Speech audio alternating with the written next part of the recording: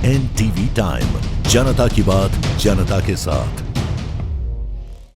साल स्टील कंपनियों से होने वाले प्रदूषण, गांव के लोग परेशान, प्रदूषण के मुद्दे, बार बार गांव में की बैठक, बड़ी संख्या में लोग रहे उपस्थित। कंपनी में भारी मात्रा में प्रदूषण से आसपास के ग्रामीण लोग चिंतित हो गए। बराबर जागीर में हुई बैठक, बड़ी संख्या में अहीर समुदाय के युवा और सभी समुदाय के नेता मौजूद थे। हाजल दादा की यहाँ श्री देवजी दादा व भारत दादा की उपस्थिति, कच्छ पाटन अहीर समाज के अध्यक्ष तेजाभाई कानगढ़ के नेतृत्व में बैठक हुई, जिसमें किडाना, भारापार और आसपास ग्रामीण के लोग बड़ी संख्या में उपस्थित।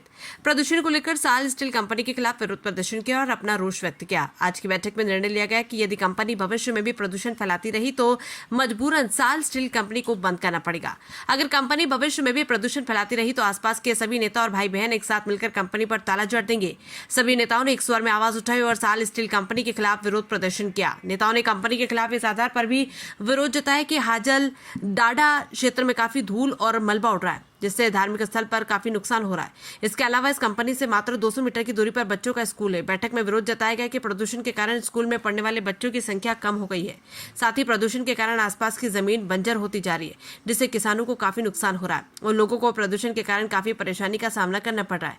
अगर कंपनी द्वारा इन सभी समस्याओं का समाधान नहीं किया गया तो आज की बैठक में निर्णय लिया गया कि भूख हड़ताल की जाएगी और जन आंदोलन किया जाएगा। अहीर समुदाय के साथ साथ किडाना समुदाय के नेता भी भारापार गांव में सभी सामुदायिक नेता उपस्थित थे। बैठक में श्री कच्छ पाटन अहीर समाज के अध्यक्ष तेजाभाई कांगड़ के नेतृत्व में अहीर समाज उद्योगपति बाबू भाई हुबल और विवेक भाई हुनबल ने भाग लिया। घेला भाई चावड़ा, धनजी भाई हुबल, वसा भाई अहीर, शंभू भाई अहीर, मुरजी भाई अहीर, सामजी भाई अहीर, नवीन भाई जारू, अर्जुन भाई खटारिया, भूरा भाई अहीर उपस्थित थे। एनटीवी टाइम से खच्चुराणा, कच्छ से फंबल। एनटीवी टाइम के लिए कच्छ से राणा। એટલે 18 વર્ષથી ચાલી રહ્યું છે। એટલે કહેવાનો મતલબ આપણા કોર્ટની, હું જીત્યો છું ગૌચર, અને મને ખબર છે કે કોર્ટની અંદર તથ્યોથી જ કામ ચાલતું હોય છે। કોઈ ખોટા પુરાવા કે ખોટું કરવાથી કાંઈ નથી થતું, તથ્યથી જ કામ કરશું। એના નોર્મ્સ હશે સ્ટીલ પ્લાન્ટના, એ નોર્મ્સથી જાશું તો જ આમાં સફળતા મળશે। ખાલી એમ જ કહેવાથી કે પોલ્યુશન થાય છે એનાથી આ કામ પાર પડવાનું નથી। આ લડાઈ લડવા માટે સંપૂર્ણ તૈયારીથી જવું પડશે। આપણે એની કોઈ લાલચ, કોઈ પૈસા, કોઈ વસ્તુ નથી કરવાની, તો જ આનું ખરેખર રિઝલ્ટ મળશે। બધા એના સ્ટીલ પ્લાન્ટ, સ્ટીલનો આ વર્ષોથી જે પ્રદૂષણનો પ્રશ્ન છે આપણા વિસ્તારમાં,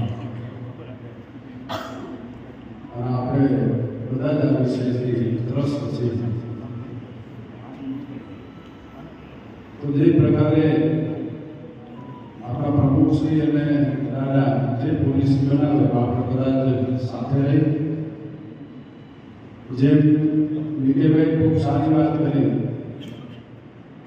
કે કંપનીઓ સ્વાભાવિક રીતે એની કદનો ઉપયોગ કરતી હોય છે, તો કાયદો અને વ્યવસ્થાના આપણે સામે ન પડીએ, કાયદો અને વ્યવસ્થા આપણે સાથે છે।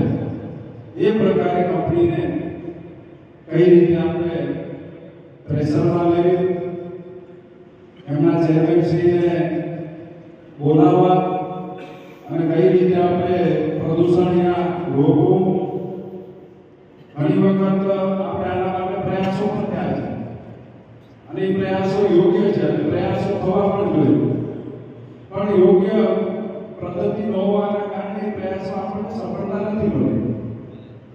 બીજા પણ ઘણા મુદ્દાઓ છે કે આપણે જ્યારે કમિટી હશે ત્યારે એ બધી ચર્ચાઓ પણ કરશું। સામાન્ય રીતે અત્યારે આપણે કંપનીને અને બીજા ઉત્તર સમાજ જ્યારે ભેગા થયા છે, તો આજે આ સભાના અધ્યક્ષ દાદાના ચરણોમાં પ્રણામ। આપણા સમાજના આગેવાનો, ઉત્તર સમાજના આગેવાનો અને આટલી મોટી સંખ્યામાં આજુબાજુના ગામમાંથી પસાર બધા ભાઈઓ, બધાને ખૂબ ખૂબ અભિનંદન આપું છું કે આજે અમારો ઉત્સાહ વધાર્યો છે અને આજે આપણે આ બધી વાતો સાંભળ્યું, બધાને વાતો સાંભળ્યું, આ કરવું જોઈએ, આ કરવું જોઈએ, કે કાયદો શું કહે છે, ફલાણું શું કહે છે, કાયદો કે છે તો નથી થતું ત્યારે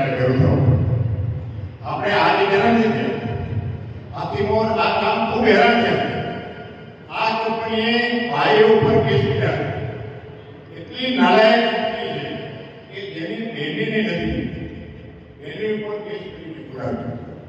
પછી આપણો હાજો સમાજ ગયો તો આપણા સમાજના છોકરાને એને પાછા નીચે નાખ્યો. ત્યારે આ જગ્યામાં આપણે બધાને બોલાવી ભેરા હતા, એને નક્કી કીધું એવા એને થોડું ઠરાવ મૂક્યા અને એને કબૂલ્યા કે આ અમે કરી નાખ્યું. 16 ઠરાવમાંથી 4 ઠરાવ એને પાસ કર્યા.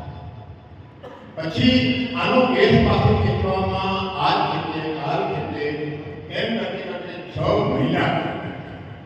મહિના પછી એને કેસનો નિવાડો. તો આજે જે આપણે તેના માટે ભેગા થયા છે, આપણે આજે કાયદો હાથમાં લેવો પડશે. કાયદો હાથમાં લેવા સિવાય કંઈ આ થવાના નથી. આ આપણા માસીના દીકરા છે નહીં કે એમને બંધ કરી દે છે. આજે આપણે આટલા હેરાન આજ 3 દિવસથી અમે રાહ જોઈ અને એ માણસ મળવાનું